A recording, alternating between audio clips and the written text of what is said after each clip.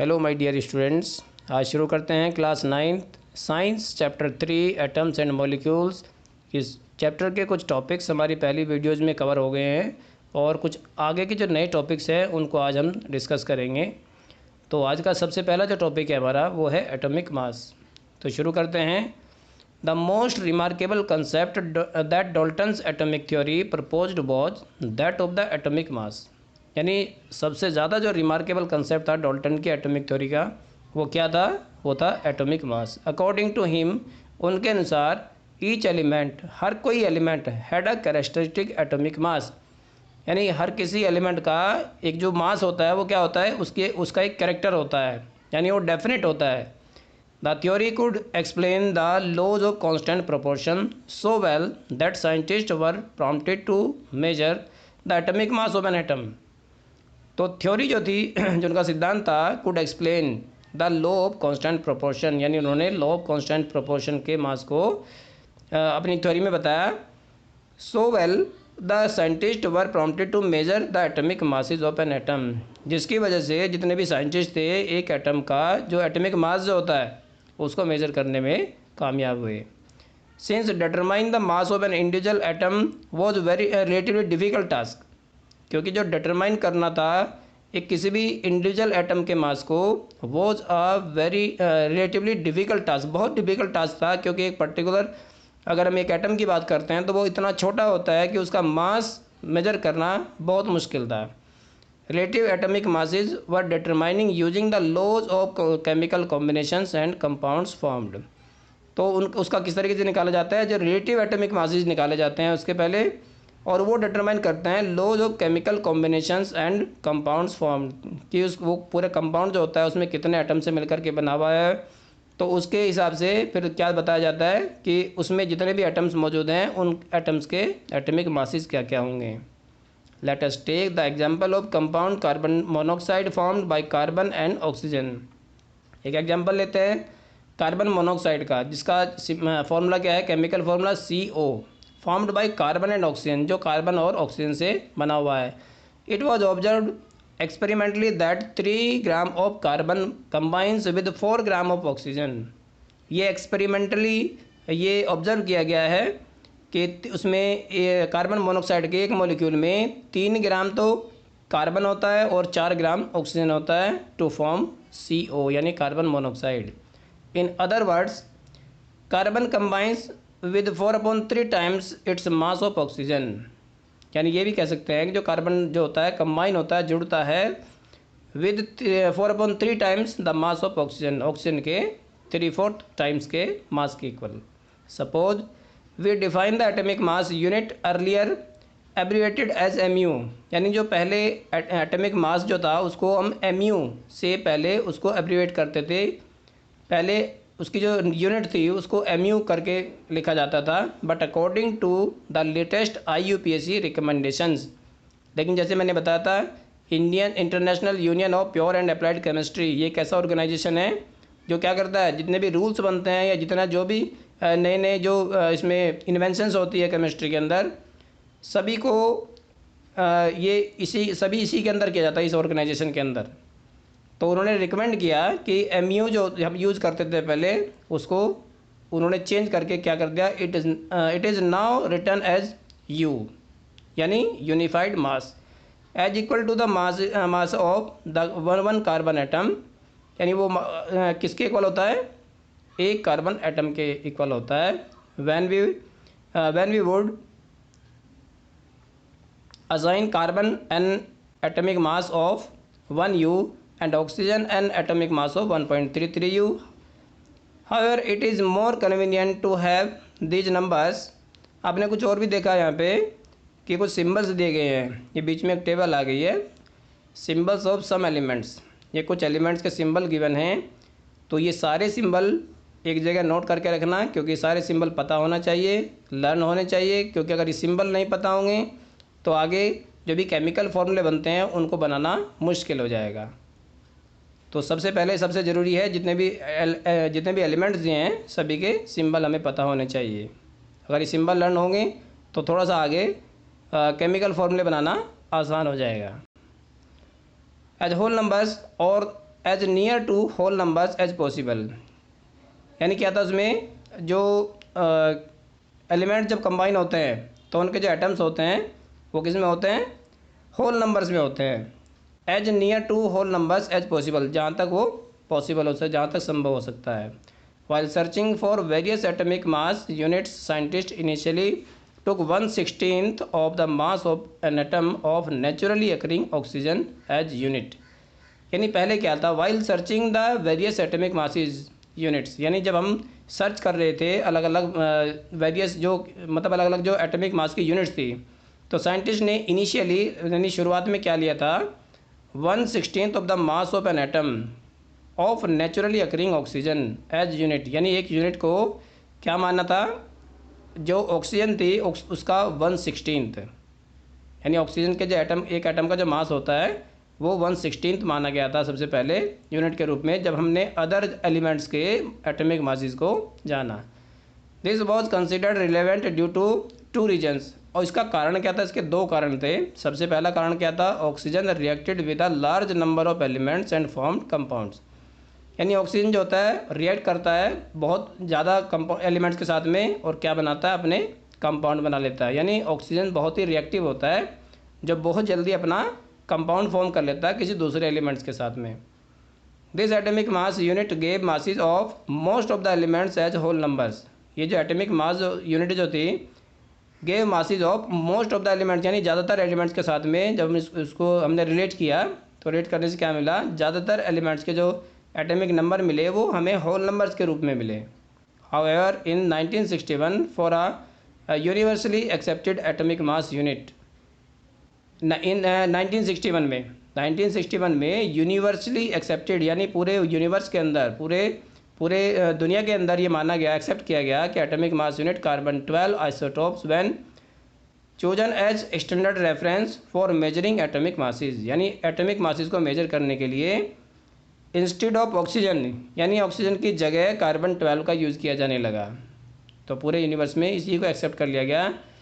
तो इसके डेफिनेशन भी दी है यहाँ पे। एक एटमिक मास की जो डेफिनेशन होती है, one atomic mass unit is a mass unit equal to exactly 1/12 the mass of one atom of carbon 12।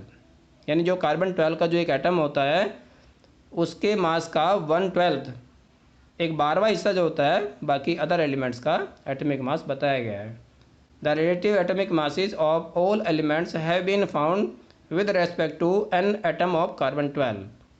यानी जितने भी रिलेटिव जो एटमिक मासेस थे सभी एलिमेंट्स के, हैव बीन फाउंड, ये ऐसा पाया गया with respect to an atom of carbon 12, वो कार्बन 12 के हिसाब से उसको रखा गया है। Imagine a fruit seller selling fruits without any standard unit.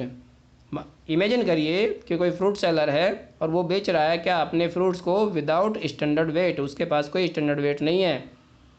He takes a watermelon and says, वह वाटरमेलन को लेता है और क्या कहता है, this has a mass equal to 12 units. यानी इसका जो मास है वो 12 यूनिट के इक्वल है, यानी 12 वाटरमेलन यूनिट्स, 12 वाटरमेलन यूनिट के इक्वल है, और 12 फ्रूट्स मास यूनिट्स, या फिर 12 फ्रूट मास यूनिट भी। He makes 12 equal PCs of the watermelon and find the mass of each fruit he is selling. तो वो क्या करता है, उसके 12 इक्वल पार्ट्स करता है वाटरमेलन के, and find the mass of each fruit he is selling. और उसको उसके 12 पार्ट करने के बाद में क्या करता है, उसका हर पार्ट जो होता है वो उसको बेच देता है।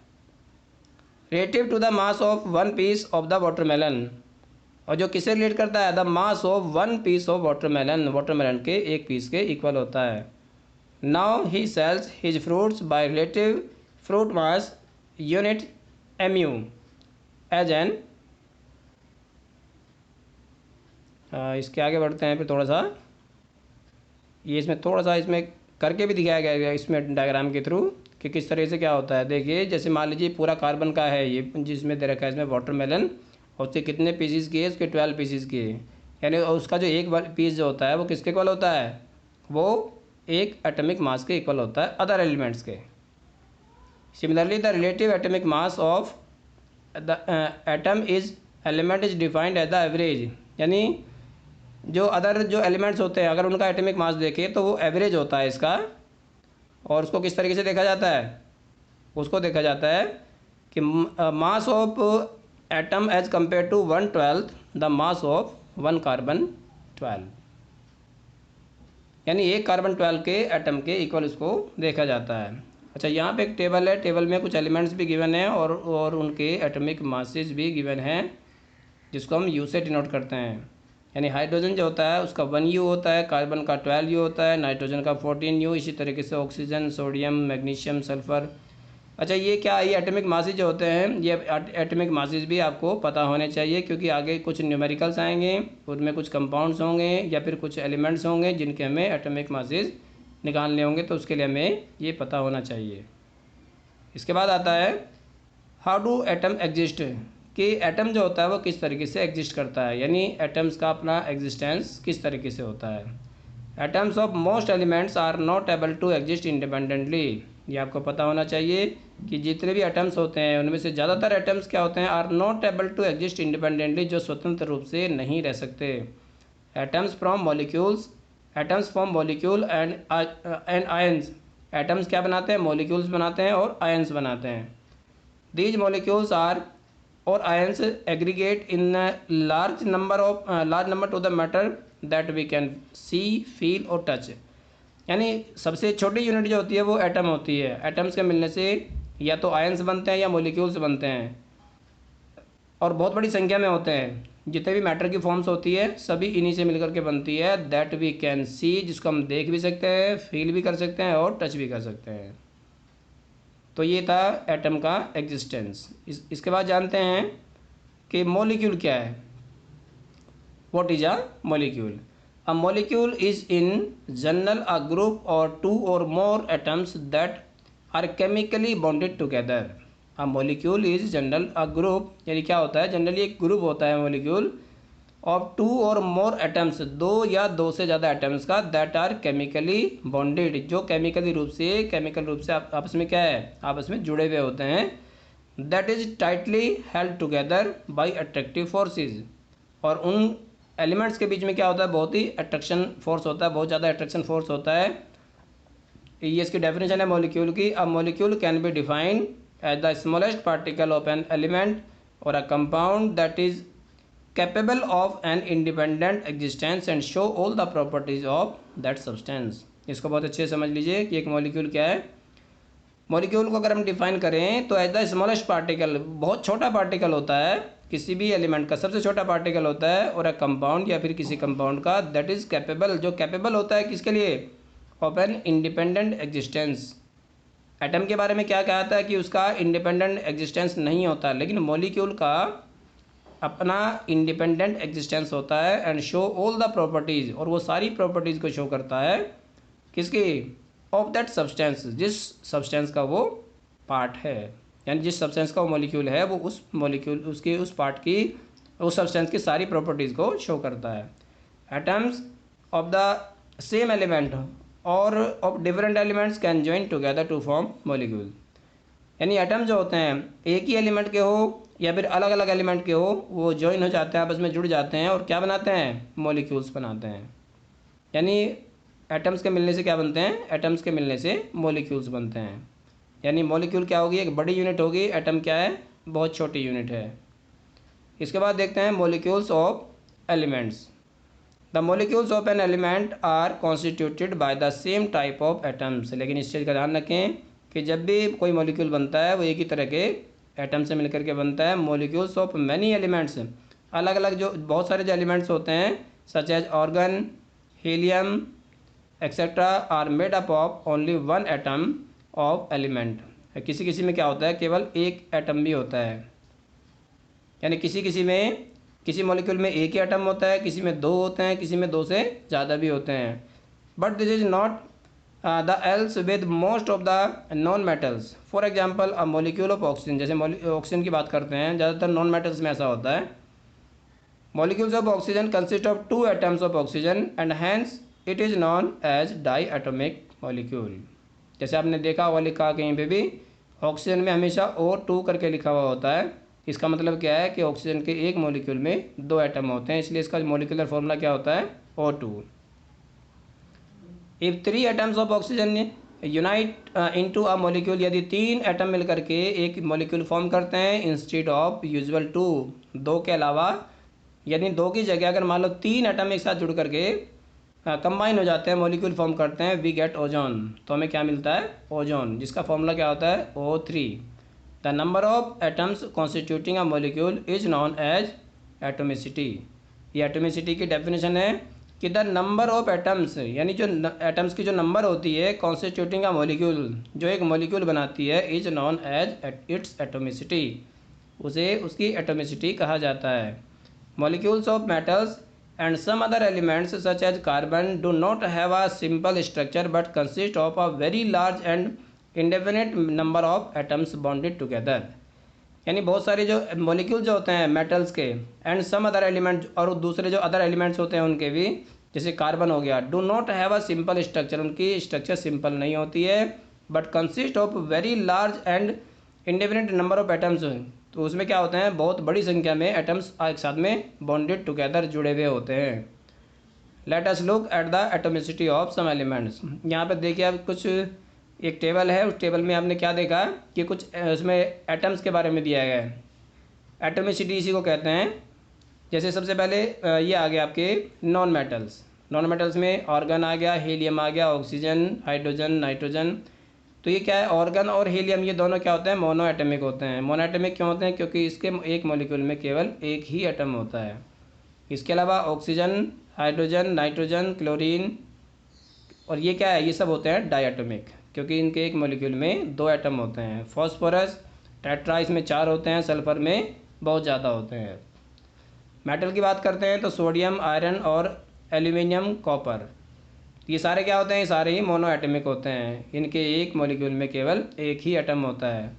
यानी कहने का मतलब है कि अगर एक मॉलिक्यूल में एक ही एटम होता है तो मोनो एटमिक होता है, अगर 2 होते हैं तो डाई एटमिक होता है, 3 होते हैं तो ट्राई एटमिक होता है, या 4 होते हैं तो टेट्रा एटमिक, और उससे भी ज़्यादा होते हैं तो पॉली एटमिक उसको कहा जाता है। इसके बाद देखते हैं मॉलिक्यूल्स ऑफ कंपाउंड्स। कंपाउंड्स के जो मॉलिक्यूल होते हैं वो किस तरीके से होता है? Atoms of different elements join together to definite proportion to form molecules of compounds. Few examples are given in table. इसमें भी एक टेबल दे रखी है, देख लेते हैं कौन सी टेबल है। तो यहाँ देखिए इसमें ये आ गई टेबल। इस टेबल में हम देख सकते हैं कि अलग अलग जो मॉलिक्यूल्स होते हैं कंपाउंड्स के। देखिए सबसे पहले वाटर है। वाटर में वाटर किस किस से मिलकर के बना हुआ होता है? कंबाइनिंग एलिमेंट्स हैं इसके, हाइड्रोजन और ऑक्सीजन, यानी हाइड्रोजन ऑक्सीजन जो होते हैं कंबाइन होकर के तब एक वाटर का मॉलिक्यूल बनता है। रेशो बाय मास, अगर रेशो बाय मास अगर हम देखें तो इसमें 1:8 होता है, यानी 1 रेशो होती है हाइड्रोजन की और 8 रेशो होती है ऑक्सीजन की। तो इसका मतलब ये कितना हो गया? हाइड्रोजन 1 पार्ट हो गया और ऑक्सीजन 8 पार्ट्स होंगे इसमें। अमोनिया की बात करते हैं तो नाइट्रोजन और हाइड्रोजन से मिलकर के बनता है। नाइट्रोजन का कितना पार्ट होता है? 14, और हाइड्रोजन का कितना पार्ट होता है उसमें? 3, तो 14:3। ऐसे ही कार्बन डाइऑक्साइड में कार्बन और ऑक्सीजन से मिलकर के बनता है ये होता है 3:8, यानी 3 कार्बन और 4 पार्ट्स, सॉरी 8 पार्ट्स ऑक्सीजन के। इसमें एक एक्टिविटी देख लेते हैं। इसमें एक्टिविटी 3.2 है, refer to table 3.4 4 ratio by mass of atoms present in molecules and table 3.2 4 atomic masses of elements. यानी ये तो इसी के बारे में बताया गया। Find the ratio by number of atoms of the elements in the molecules of compounds given 3.4। The ratio of, ये तो इसी के बारे में बताया गया थोड़ा सा, इसमें ज़्यादा डिटेल में जाने की ज़रूरत नहीं है। ये रेशो, ये क्या है? सिंपलेस्ट रेशो है। अगर सिंपलेस्ट रेशो करते हैं हम, जैसे हाइड्रोजन है, हाइड्रोजन में क्या क्या होता है? हाइड्रोजन में 1 पार्ट होता है एटॉमिक मास का, और ऑक्सीजन के कितने होते हैं? 8 और 16। तो इस तरीके से अगर हम इसको कैंसिल करें, 8/16 करते हैं तो 1/2 आ जाता है, और 1/1 करेंगे तो ये 1 ही रहेगा। ये सिंपलेस्ट रेशो होगी इसकी, यानी 2:1। उसके 2 पार्ट हो गए हाइड्रोजन के, H2O होता है ना, H2O। तो इसी तरीके से 2 पार्ट किसके हो गए? हाइड्रोजन के, और 1 पार्ट किसका हो गया? ऑक्सीजन का। तो ये हो गया 2:1। That's the ratio by number of atoms for water is H और O। उन दोनों की, हाइड्रोजन और ऑक्सीजन की जो रेशो होगी वो 2:1 होगी। इसके बाद देखते हैं आयंस। आयंस क्या होते हैं? Composed of metals and non metals contain charge species. यानी कंपाउंड जब बनते हैं तो उसमें क्या होता है? कॉम्बिनेशन होता है मेटल्स और नॉन मेटल्स का। यानी कुछ ऐसे भी होते हैं, ज़्यादातर क्या होता है जो मेटल्स होते हैं वो पॉजिटिव आयंस होते हैं और जो ज़्यादातर जो नॉन मेटल्स होते हैं वो नेगेटिव आयंस होते हैं। तो उसके बारे में भी जानेंगे अभी। The charge species are known as ions. ये आयंस की डेफिनेशन है। जो भी चार्ज स्पेसीज होती है यानी जिस पे कोई भी चार्ज होता है पॉजिटिव या नेगेटिव, उसे क्या कहते हैं? आयंस कहते हैं। An ion is a charge particle. एक आयन क्या होता है? एक चार्ज पार्टिकल होता है। एंड कैन बी नेगेटिवली और पॉजिटिवली चार्ज। या तो उस पर नेगेटिव चार्ज होता है या फिर पॉजिटिव चार्ज होता है। अ negatively charge ion is called anion. यानी जिस पार्टिकल पे नेगेटिव चार्ज होता है उसको एनायन कहते हैं। And the positively charge ion is a cation. जिस पे पॉजिटिव चार्ज होता है उसको कैटायन कहते हैं। Take for example sodium chloride. जैसे एग्जांपल लेते हैं हम सोडियम क्लोराइड का। Its constituent particles are positively charge sodium ions Na+ and negatively charge chloride ion Cl-। यानी ये भी दोनों कंबाइन हो गए इसमें। एक ये क्या था? एक कैटायन और एक एनायन, दोनों कंबाइन होकर के क्या फॉर्म किया? Sodium chloride. आयंस में consist of a single charge atom और अ ग्रुप ऑफ एटम्स। कभी कभी क्या होता है, यहाँ पे आप देख रहे हैं ये सिंगल सिंगल होते हैं यहाँ पे। इसके अभी तक आपने देखा कि यहाँ सिर्फ या तो सोडियम है या क्लोरीन है। इसके अलावा कभी कभी क्या होता है, ग्रुप में भी होते हैं। तो ग्रुप के बारे में थोड़ा सा जान लेंगे हम कि ग्रुप में किस तरीके से होता है। तो सबसे पहले है that have a net charge of them. यानी जितना भी जो ग्रुप में जो जितने भी एटम्स होते हैं उनको ग्रुप में ही टोटल चार्ज उसका देख लिया जाता है कि उस पर कितना चार्ज है। A group of atoms carrying a charge is known as a polyatomic ion. यानी जब एटम्स ग्रुप में होते हैं और वहाँ पर उसका चार्ज देखा जाता है कि इस पर कौन सा चार्ज है, तो ऐसे आयन्स को क्या कहेंगे? Polyatomic ion. We shall learn more about the formation of ions in chapter 4। Ions के बारे में और ज़्यादा जानेंगे चैप्टर 4 में। तो अभी एक टेबल और आ गई इसमें, सम आयनिक कंपाउंड्स। कुछ एग्जांपल इसमें दिए गए हैं आयनिक कंपाउंड्स के, जिससे कैल्शियम ऑक्साइड हो गया, कैल्शियम एंड ऑक्सीजन। ये किस किस से मिलकर के बना है? कैल्शियम और ऑक्सीजन से। और रेशियो बाय मास क्या है उसका? 5:2। मैग्नीशियम सल्फेट हो गया। इसी तरीके से कुछ एग्जाम्पल दिए, मैग्नीशियम और सल्फर से मिलकर के बना है 3:4 में। सोडियम क्लोराइड है, सोडियम और क्लोरीन से मिलकर के बना हुआ है और उसकी रेशियो क्या है? 23:35.5। तो इसके बाद में आता है राइटिंग केमिकल फॉर्मूले। लेकिन मैंने अभी भी बताया आपको, इसको मैं अभी नहीं बताऊंगा इस वाली वीडियो में, ये हमारी अगली वीडियो में आएगा। क्योंकि अभी आपको सिंबल नहीं पता है, जितने भी एलिमेंट्स के सिंबल होते हैं वो सिंबल्स आपको पता होने चाहिए पहले। जब आपको सिंबल लर्न हो जाएंगे तो उसके बाद फिर जितने भी केमिकल फॉर्मूले होंगे, क्योंकि बिना सिंबल के नहीं बन सकते हो, सिंबल्स भी पता होना चाहिए। और ये भी मैटर करता है। उससे थोड़ा बहुत पहले मैं ये भी बताऊंगा कि जो वैलेंसी होती है उसको कैसे कैलकुलेट किया जाता है। क्योंकि हमें एलिमेंट्स के सिंबल्स के साथ साथ में वैलेंसी भी पता होनी चाहिए। और वैलेंसी भी किस तरीके से, क्योंकि वैलेंसी किसी की पॉजिटिव होती है, किसी में नेगेटिव होती है। तो इस चीज़ का भी ध्यान रखा जाता है कि पॉजिटिव और नेगेटिव किस तरीके से वैलेंसी निकलती है। तो अगली वीडियो में मैं सबसे पहले यही बताऊँगा कि वैलेंसी क्या होती है और वैलेंसी को किस तरीके से कैलकुलेट किया जाता है और वैलेंसी किस तरीके से केमिकल फॉर्मूले बनाने में हेल्प करती है। ओके।